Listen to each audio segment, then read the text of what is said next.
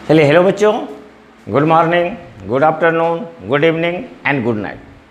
आपके लिए आपके समय के अनुसार। तो चलिए, इसके पीछे वाले क्लास में हम लोगों ने किस टॉपिक पे अध्ययन किया था। तो आप देखे थे कि टेम्परेचर इफेक्ट ऑफ रेजिस्टेंस, कि रेजिस्टेंस पर टेम्परेचर का क्या इफेक्ट होता है। तो उस पर बेस्ड कुछ न्यूमेरिकल्स क्वेश्चंस बनाए थे, और ये भी हम बताए थे कि ये क्वेश्चंस जो आपको थोड़ा सा हट के टाइप पे दिया रहता है, तो उस क्वेश्चन के बारे में हम आपसे जिक्र करेंगे और इसके बाद फिर आगे का टॉपिक शुरू करेंगे। तो चलिए, सबसे पहले उस क्वेश्चंस को हम देखते हैं जो क्वेश्चंस आपको बनाने हैं। चलिए, तो ये देखिए, कहता है कि the resistance of A copper wire, the resistance of A copper wire, कि the resistance of a copper wire is 90 ohm at 20 degree centigrade, and कहता है what would be its resistance, what would be its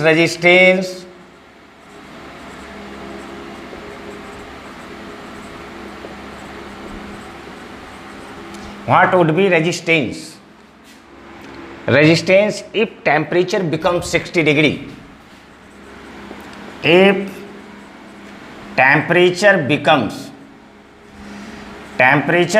60 degree,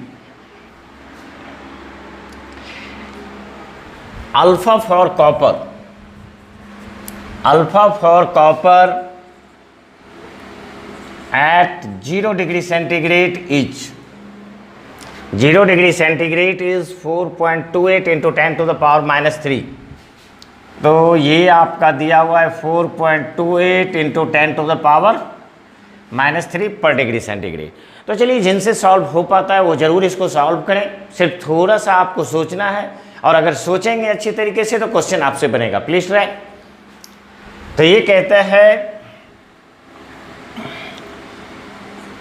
कि copper के तार का 20 degree centigrade पर, कि 20 degree centigrade पर प्रतिरोध 90 ओम है। कहता है प्रतिरोध क्या होगा, कि प्रतिरोध क्या होगा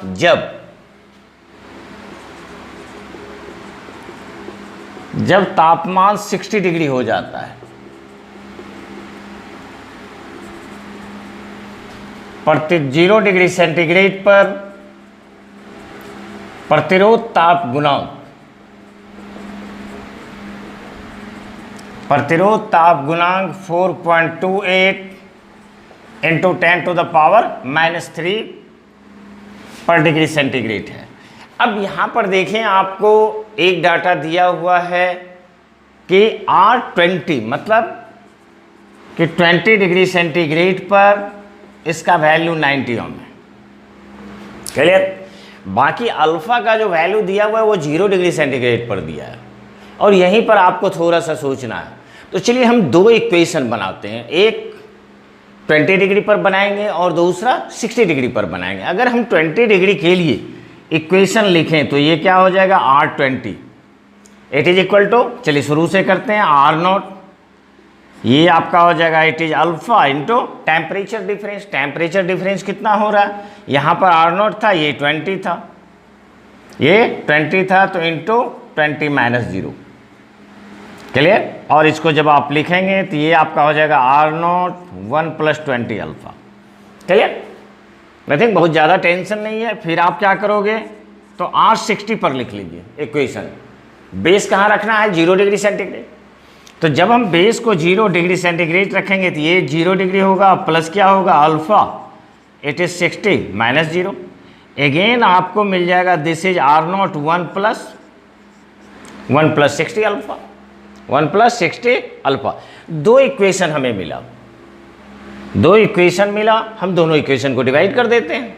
जब आप दोनों इक्वेशन को डिवाइड करेंगे तो यहाँ पर देखें आप R60 बाय क्या होगा R20, it becomes equal to R not 1 plus 60 alpha by क्या होगा, it is R not 1 plus 20 alpha plus 20 alpha. ये आर नॉट कैंसिल, तो ये आपको निकल जाएगा R60, ये R20 मल्टीप्लाई होगा, ये हो गया 1 प्लस 60 अल्फा बाय क्या हो जाएगा, it is 1 plus 20 alpha, 1 plus 20 alpha. बाकी आपको वैल्यू पुट करके आंसर निकाल लेना है। ये दिया हुआ है आपको, इट इज इक्वल टू 90, तो इट इज 90 ओम। ये आपको हो गया 1 plus 60 into 4.28 into 10 to the power -3 by आपको हो गया दिस इज 1 प्लस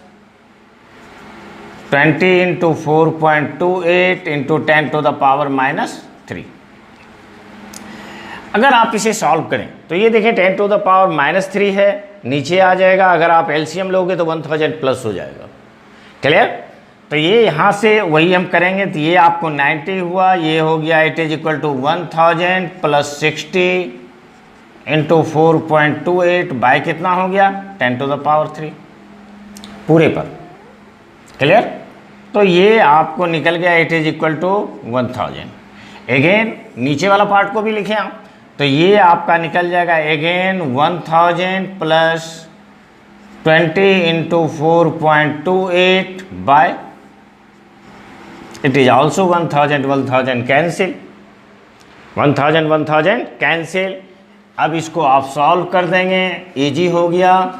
तो ये आपका हो गया it is equal to 1000 plus 60 into 4.28 by 1000 plus 20 into 4.28।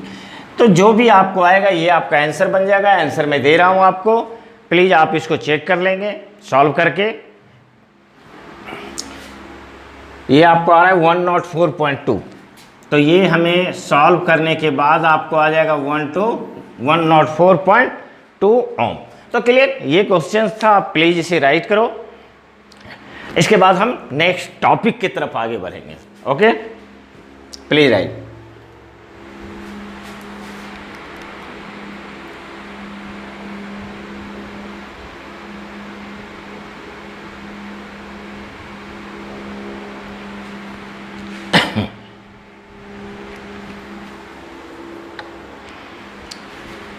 चलिए ओके कंप्लीट।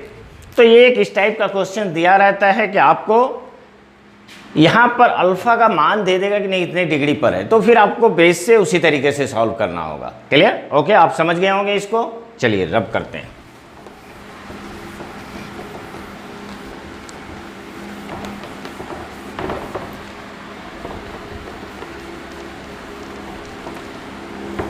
चलिए ओके कंप्लीट। तो ये था आपका टेम्परेचर इफेक्ट पे न्यूमेरिकल क्वेश्चंस। आई थिंक बना भी लिए होंगे। एनसीईआरटी का क्वेश्चन हम इसके पहले आपको सॉल्व करा दिए थे, और ये आपका क्वेश्चन एनसीईआरटी से थोड़ा अलग था, तो ये क्वेश्चन भी आपसे बन गया। ना हम लोग देखते हैं नेक्स्ट टॉपिक के बारे में बात करते हैं कि नेक्स्ट टॉपिक क्या है। तो नेक्स्ट टॉपिक आपका है colour code of carbon register. तो ना देखें, इसे हम लोग कहते हैं कलर कोड। तो colour code of carbon register,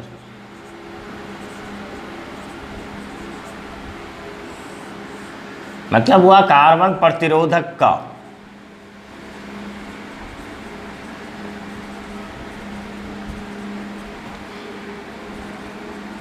colour code. तो चलिए, ये बेसिकली कुछ नहीं है, ये बहुत इजी पार्ट है आपका।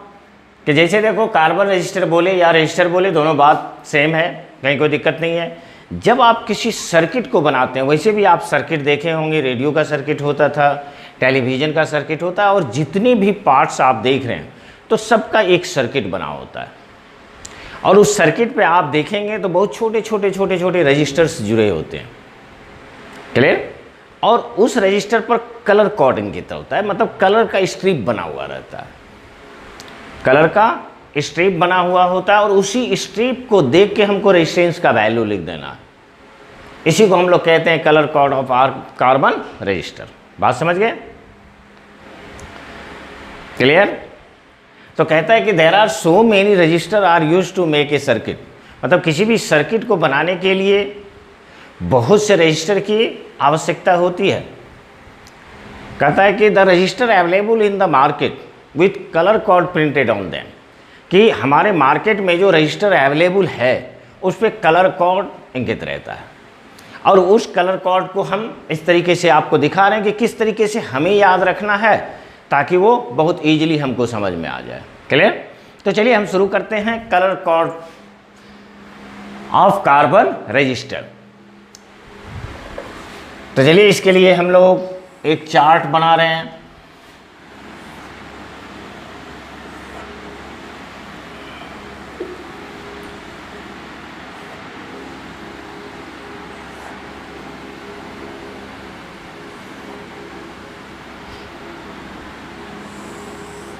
तो ये आपका पहला ब्लॉक कलर के लिए, कि जो भी कलर दिया हुआ है। क्लियर?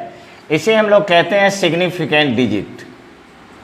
सिग्निफिकेंट डिजिट ये आपका सार्थक संख्या है, मतलब डिजिट है। ये क्या है? आपका डिजिट है। बात समझ गए?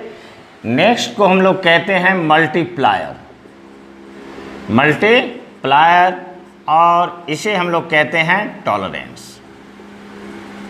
इसे हम लोग कहते हैं टॉलरेंस। के लिए इतना कोई आपको याद रखना, और इसको याद रखने का एक तरीका है, एक सेंटेंस है जिसके द्वारा हम इसे याद रखते हैं। वो सेंटेंस भी आप याद रखें।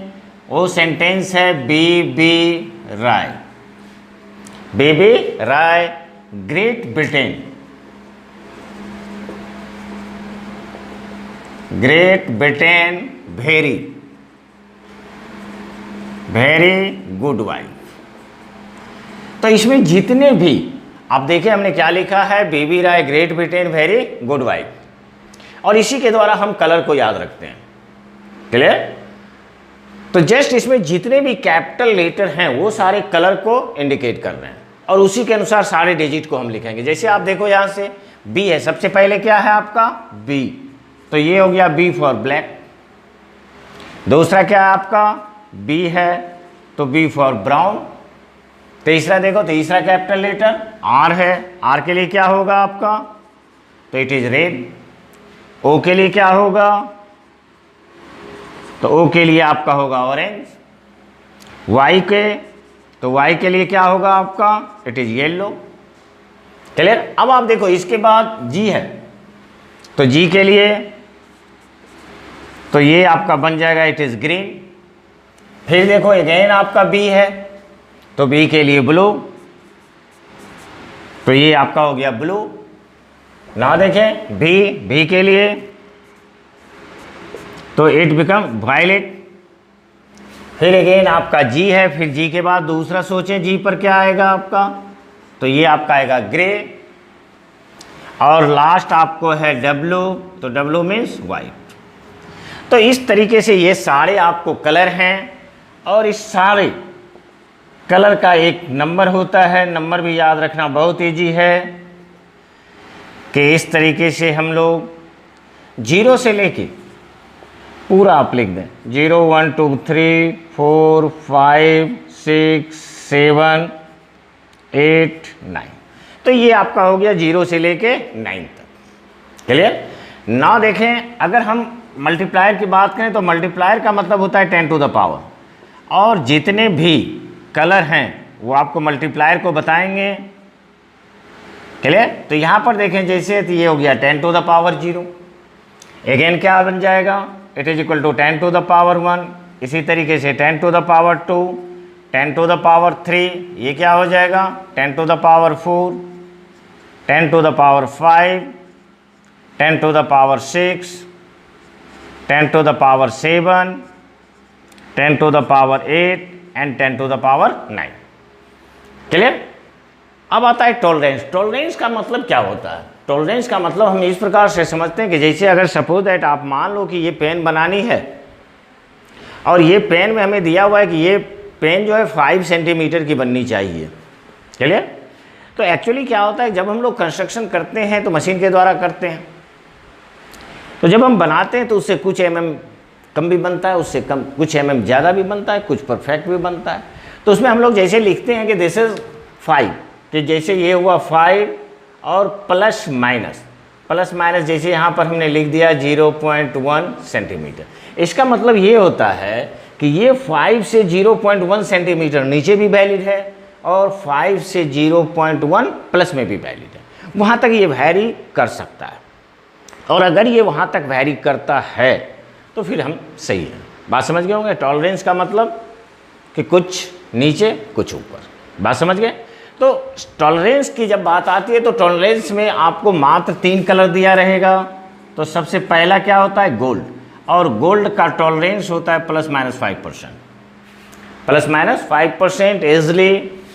अगेन आपको दूसरा कलर होगा सिल्वर, और सिल्वर का टॉलरेंस होता है ±10%। और उस जगह पर, जिस जगह पर गोल्ड और सिल्वर का पोजीशन है, उस पोजीशन पर अगर कोई कलर नहीं हो, तो नो कलर अगर है, तो उस स्थिति में इसका टॉलरेंस होता है ±20%।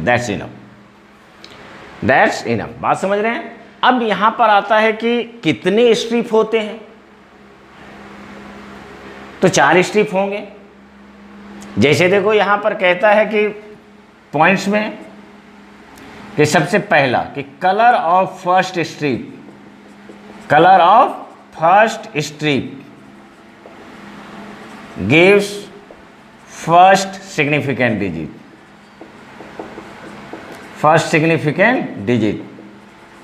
कहने का मतलब क्या हुआ? पहला स्ट्रिप का जो कलर है वो पहला सिग्निफिकेंट डिजिट देगा। ओके, नेक्स्ट आप देखो यहां से, तो ये कहता है colour of second strip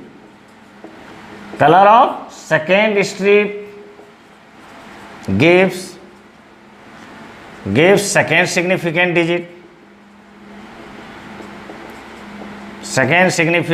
digit, मतलब दूसरा कलर भी आपको सिग्निफिकेंट डिजिट ही देगा। नेक्स्ट आता है थर्ड स्ट्रिप, तो ये आपको कह रहा है कि this is colour of third strip gives multiplier, कि तीसरा जो कलर का स्ट्रिप होगा वो आपको मल्टीप्लायर देता है। और कलर ऑफ फोर्थ स्ट्रिप, तो लास्ट आपका होगा this is colour of fourth strip gives tolerance. तो ये आपको क्या देता है? टॉलरेंस।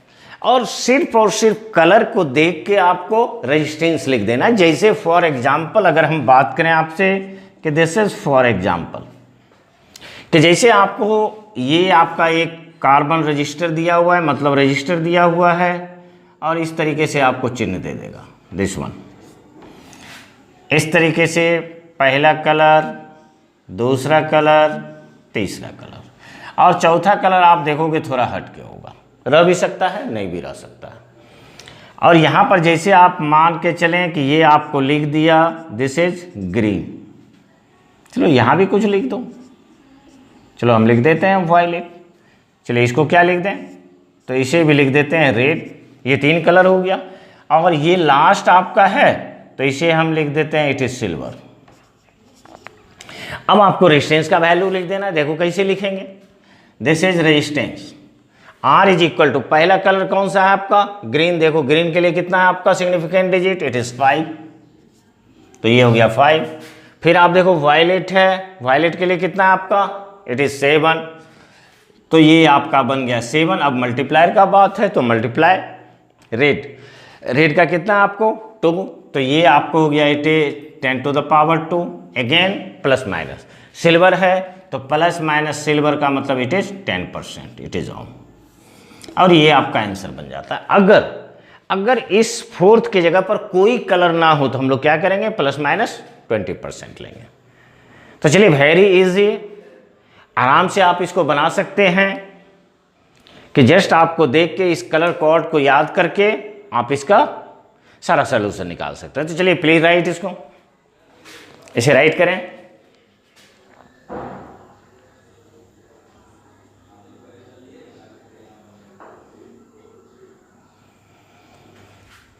क्लियर? तो ये आपका हेडिंग हुआ colour code of carbon register और colour code for carbon register. तो बस बेसिकली अगर आप देखें शॉर्टकट के लिए, अगर से देखें कि हमें वहाँ पर इतना बड़ा चार्ट हम कैसे बनाएंगे, तो देखिए हम सिंपल में क्या कर रहे हैं, हम लोग ये लाइन को लिख लेंगे, brave BB Rai Great Britain very good wife, और यहीं पर हम वैल्यू बैठा देते हैं, जैसे 0 1 2 3 4 5 6 it is 7 it is 8 it is 9। कोई भी कलर दिया हुआ वहाँ से देख के आप इसको ईजिली लिख सकते हैं। क्लियर, चाहे वो कोई भी कलर दिया हो। Okay, complete. चलिए रब करें, तो चलिए इसे रब करते हैं।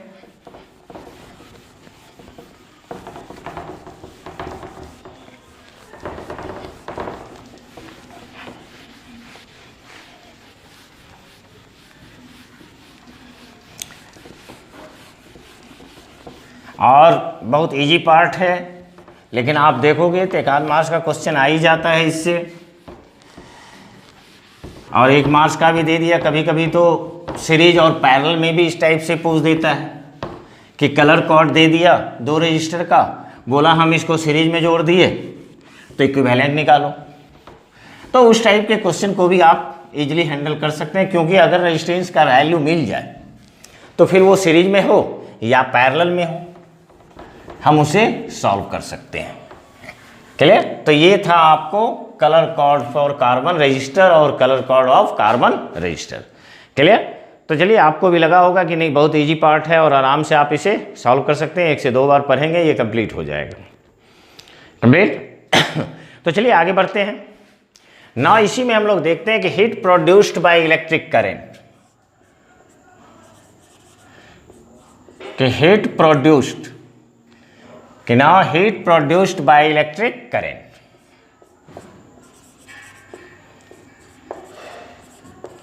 तो ये आपका हो गया heat produced by electric current. Electric current कि विद्युत धारा के द्वारा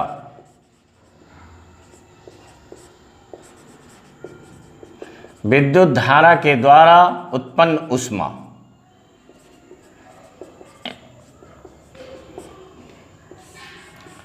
कि विद्युत धारा के द्वारा उत्पन्न ऊष्मा, कि जब किसी कंडक्टर से, कि जैसे आप देखो यहाँ पर एक कंडक्टर है, तो ये आपका एक कंडक्टर है, चलिए इसमें रेजिस्टेंस होगा ही, तो ये रेजिस्टेंस R है, करंट कितना फ्लो कर रहा है, दिस इज I, और A से B का अगर हम पोटेंशियल डिफरेंस की बात करें तो ये पोटेंशियल डिफरेंस कितना है, इट इज़ V।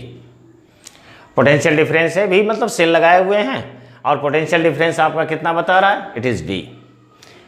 तो आप जैसा जानते हैं कि जब ये करंट फ्लो करती है तो वहाँ पर हीट प्रोड्यूस्ड होता है, हीट प्रोड्यूस्ड होता है। तो कहता है कि जितना इसके द्वारा वर्क डन होता है वही हीट के रूप में आपको नजर आता है। क्लियर। तो ये कहता है कि व्हेन एन इलेक्ट्रिक करंट, कि व्हेन एन इलेक्ट्रिक करंट, कि when an electric current flows through the conductor, flows through the conductor, then the work done by the conductor, work done by the conductor appears in the form of, कि appears in the form of heat, appears in the form of heat। Clear. कहने का sense ये है, ये कहता है कि जब किसी कंडक्टर से, कि जब किसी चालक से विद्युत धारा, जब किसी चालक से विद्युत धारा प्रवाहित होती है तो इसके द्वारा किया गया कार्य, तो इसके द्वारा किया गया कार्य किसके रूप में नजर आएगा, ऊष्मा के रूप में नजर आता है, ऊष्मा के रूप में नजर आता है। क्लियर। तो तो चलिए बहुत सिंपल बात है, जैसा कि हम लोग देखते भी हैं और हीट हर जगह आपको पता भी चलता है। जैसे बल्ब जल रहा है तो वहाँ से भी हम लोग हीट प्राप्त हो रहा है, क्लियर। फैन चलता है वहाँ भी आपको हीट प्राप्त होता है। तो जैसा कि देखें कि जब किसी कंडक्टर से आप इलेक्ट्रिक करंट फ्लो करेंगे तो वो जितना वर्क करता है वही वर्क हमें हीट के रूप में नज़र आता है, क्लियर ना। जैसे आप देखो यहाँ से अगर हम लोग ये मान लें कि लेट आई क्या है आपका, तो आई है आपका current flows through conductor, current flows through conductor. इसका मतलब क्या हुआ, इसका मतलब हुआ कि चालक से प्रवाहित धारा। तो ये आपका हुआ चालक से प्रवाहित धारा, क्लियर ना। देखें यहां पर आर क्या है, आर आपका है रेजिस्टेंस, आर आपका हो जाता है this is resistance of conductor, resistance of conductor मतलब चालक का प्रतिरोध, क्लियर। तो ये आपका हो गया चालक का प्रतिरोध ना। देखें यहां पर V को हम लोग क्या लिख सकते हैं, इट इज पोटेंशियल डिफरेंस, विभवांतर हुआ, क्लियर। और T ले लें, T आपको क्या है, दिस इज टाइम, कि time for which current is flowing, time for which current is flowing, time for which current is flowing. T क्या हुआ, समय, समय जिसके लिए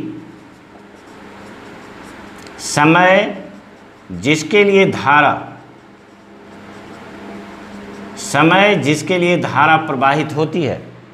तो समय जिसके लिए धारा प्रवाहित होती है। चलिए हम लोग वर्क डन निकाल लेते हैं। और वर्क डन बराबर आप जानते हो क्या होता है, हम लोग पढ़े हुए हैं कि V इज इक्वल टू क्या पढ़े थे, V इज इक्वल टू होता है W/Q, क्लियर। तो W इज इक्वल टू क्या हो जाएगा, तो ये आपको यहाँ पर work done W is equal to होता है V इंटू Q। V को हम लोग क्या लिख सकते हैं, it is Ohm's law, IR।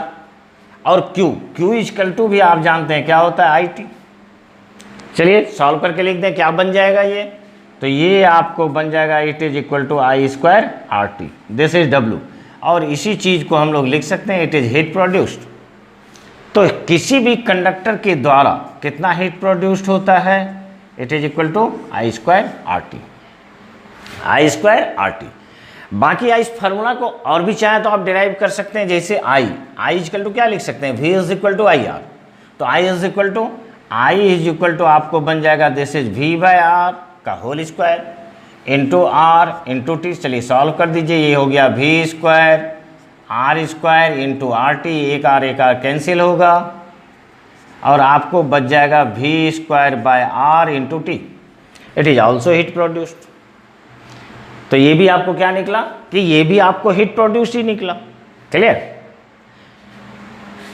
Okay complete ना। यहां से देखें इसे और सजा के आप लिख सकते हो, जैसे V into V/R into T। और यहाँ से देखो आप V हो गया, V/R क्या होगा, तो इट इज VIT। मतलब ये तीन फार्मूला आपको प्राप्त हो रहा है हीट प्रोड्यूस्ड का, this is also heat produced, VIT। तो इस तरीके से अगर आप गौर से देखें तो हमें हीट प्रोड्यूस्ड का तीन फार्मूला प्राप्त होता है। फर्स्ट आपको हुआ I² RT, दूसरा क्या बन जाएगा V²/R इंटू T, और तीसरा आपको होगा दिस इज VIT, क्लियर। बाकी हीट प्रोड्यूस्ड है तो आप जानते हो heat is a form of energy, तो इसका भी यूनिट वही होगा जो एनर्जी का यूनिट होता है। एनर्जी का यूनिट क्या होगा, एनर्जी का यूनिट जूल होता है। डायमेंशन क्या होता है, mL/T-2, क्लियर। तो अगर आप लिखना चाहें तो लिख भी सकते हैं कि यूनिट इसका जूल होगा और डायमेंशन mL/T-2 होगा, क्लियर। तो ये आपका है heat produced by electric current, clear. चलिए आराम से समझे होंगे कि heat produced by electric current, clear, okay please right.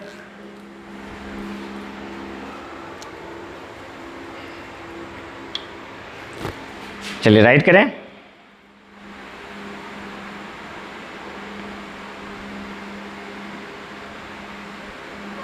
और वैसे भी आज आपको लग रहा होगा कि आज तो बहुत आराम वाला टॉपिक है, कोई भी दिमाग ज़्यादा लगाना नहीं है और बहुत आराम से सॉल्व हो रहा है।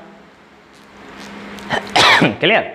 तो चलिए इस तरीके से आपका हुआ heat produced by electric current. Clear? चलिए बहुत इजी टॉपिक है कि जैसे आप देखिए कि जब किसी कंडक्टर से करंट फ्लो करती है तो वो हमें हीट के रूप में नज़र आती है। ये सारा चीज़ हम लोग मान लिया। आई क्या है? Current flowing through conductor. R resistance of conductor. V P D time for which current is flowing. इसके बाद जनरली हम लोग सिर्फ यही जानते हैं कि V is equal to W is equal to क्या होता है? Work is equal to V into Q. V is equal to I R, Q is equal to I T. तो W इज इक्वल टू क्या हो गया? I square R T. This is, ये work done किसके रूप में नजर आ रहा है? हीट प्रोड्यूस के रूप में नजर आ रहा है। तो this is I square R T, V square by R into T और V I T, V I T. Clear? तो चलिए इसको रब करते हैं। ये आपका हो गया heat produced by electric current. Clear?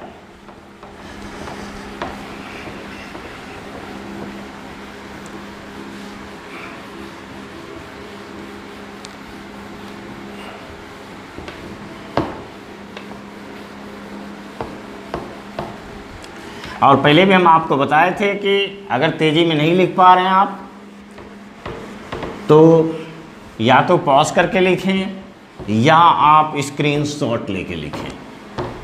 वैसे स्क्रीनशॉट लेके भी लिख सकते हैं, बहुत अच्छा से लिखा जाएगा आपका।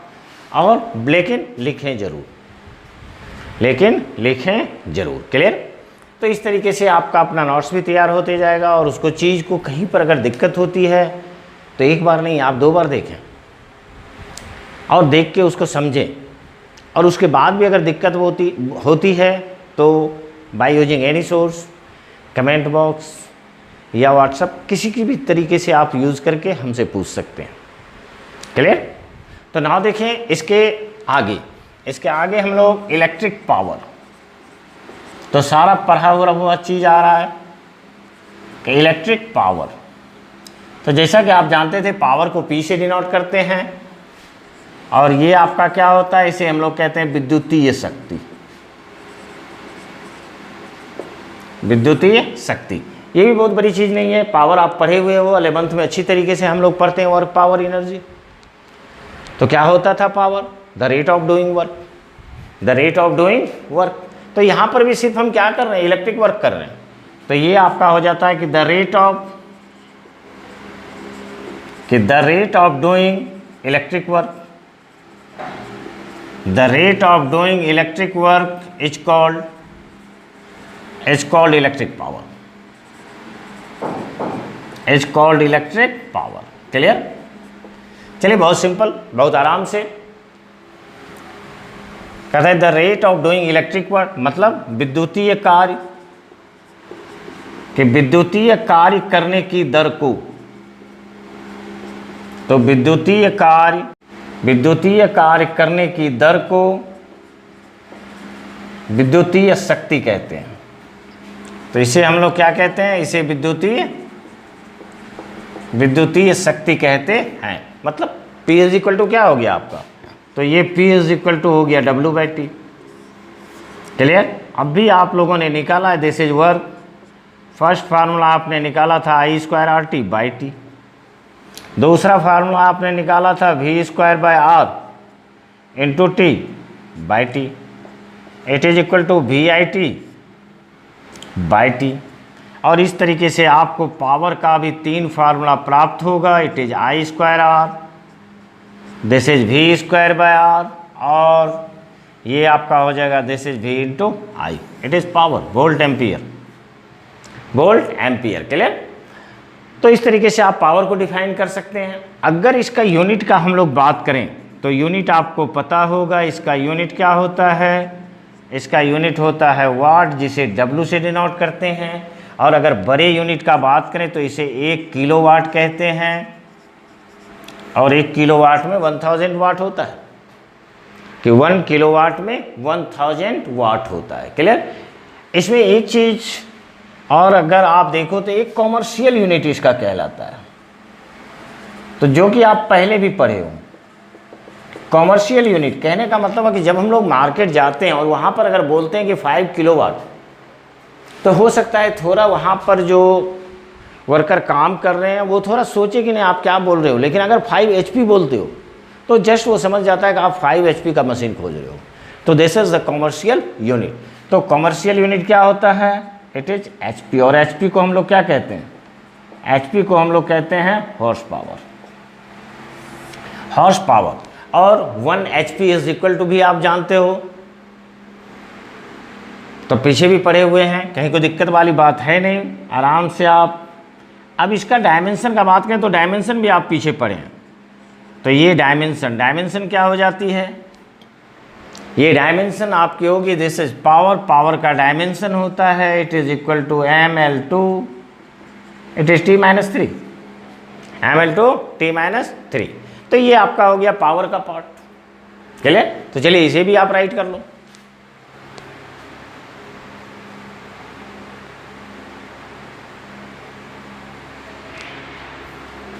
चलिए ओके कंप्लीट। तो रब इट, तो चलिए इसे हम रब कर रहे हैं।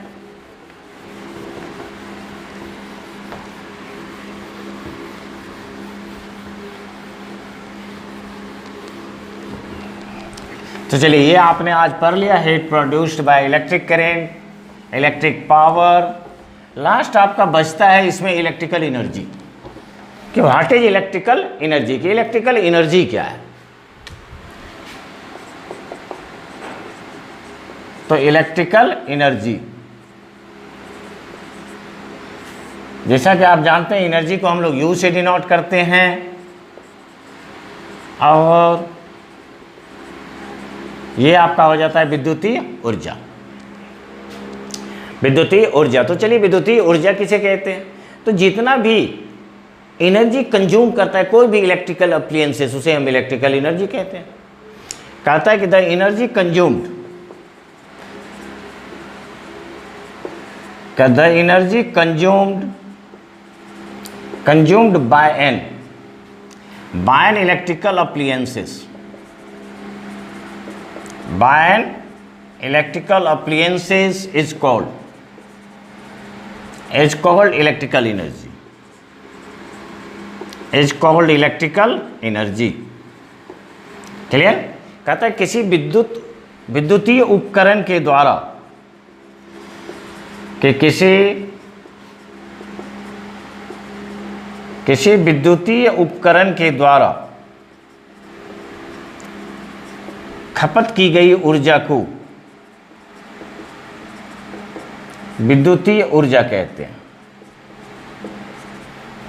उसे विद्युतीय ऊर्जा कहते हैं। क्लियर? तो जितना भी वो एनर्जी कंज्यूम करता है उसे ही हम इलेक्ट्रिकल एनर्जी कहते हैं। बात समझ रहे होंगे?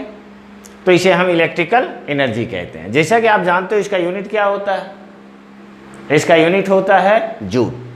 कि अगर हम इसके यूनिट का बात करें तो इसका यूनिट होता है, यूनिट इज जूल। और बाकी अगर कहीं पर पूछो तो जितना वर्क कर रहे हो वही तो एनर्जी बन रहा है, दिस इज I²RT। अगेन आप देखें तो ये आप जानते ही हो, यहाँ पर भी हम एक कॉमर्शियल यूनिट का बात करते हैं कि दिस इज कॉमर्शियल यूनिट। कि जैसा कि आप देखते होंगे कि जब भी आपका कोई इलेक्ट्रिक डिपार्टमेंट का आदमी आता है तो आपका मीटर का रीडिंग देखे जाता है और वो क्या बोलता है कि इतना यूनिट उठा। ये यूनिट क्या है? It is kilowatt hour, it is kilowatt hour. तो ये आपका होता है दिस इज किलोवाट आवर, इसे kWh कहते हैं। तो ये आपका बन गया दिस इज किलोवाट आवर। और ये आपके 1 मार्क्स के क्वेश्चन में पूछा गया है कि kilowatt hour is the unit of, कि किलोवाट आवर किसका यूनिट है? तो ये एनर्जी का है। ये किसका यूनिट है? एनर्जी का है। एनर्जी का यूनिट जूल होता है और किलोवाट आवर भी एनर्जी का यूनिट है। जैसे आप देखो यहाँ से कि अगर हम 1 किलोवाट आवर को कन्वर्ट करते हैं इन जूल, चलिए सबसे पहले तो 1 किलोवाट है तो ये तो आपका हो गया 1000 वाट इंटू 1 आवर। 1 आवर में कितना होता है? 3600 सेकेंड। क्लियर? तो ये हो गया सेकेंड। इसको मल्टीप्लाई कर दीजिए तो ये आपका बन जाएगा 3.6 इंटू 10⁶, क्योंकि 36 पर 10⁵ है तो इतना हो गया। और देखो यहाँ से वाट, वाट का मतलब जूल पर सेकेंड इंटू सेकेंड, तो इस तरीके से 1 किलोवाट आवर में 3.6 इंटू 10⁶ जूल होता है। और इसका डायमेंशन का अगर आप बात करो तो जो आपका जूल का डायमेंशन होता है वही इसका भी डायमेंशन होता है। क्लियर? तो इतना चीज़ को आप अच्छी तरीके से समझ गए होंगे। तो चलिए, ये तो हम अपने उम्मीद के आधार पर बोलते हैं कि आप समझ गए होंगे, और आप अपने उम्मीद के आधार पर हमें बोलिए कि सर आप जो पढ़ा रहे हैं वो हम समझ रहे हैं। क्लियर? और वो बोलने के लिए आपको अच्छी तरीके से पढ़ना है। तो चलिए, मन लगाकर पढ़ाई करते रहें, तैयारी करते रहें, और अगर अपने लिए बात करें तो please like, share and subscribe. Clear? Okay, फिर नेक्स्ट क्लास में आपसे मिलते हैं। तब तक के लिए थैंक यू।